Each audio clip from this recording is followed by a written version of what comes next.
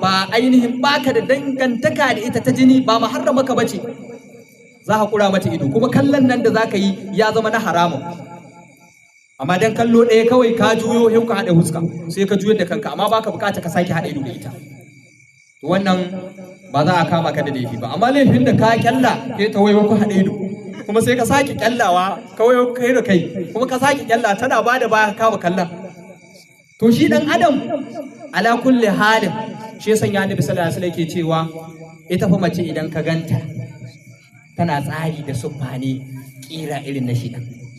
Idan ta taho duk namiji balagage abinda zai fara hange daga mace gaba, sannan idan ta bada baya kuma za a juya a kama kallon baya. To shi sanya Allah subhanahu wataala ya mana umarni idan muka ga matan da ba na ba gurin sa idanuwan, to yanzu ko muna yi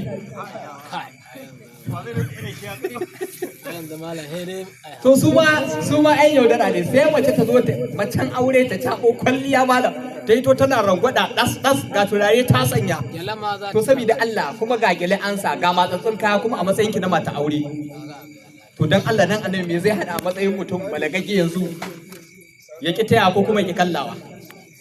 Sai in tsoron Allah shi ya kai tsoron Allah.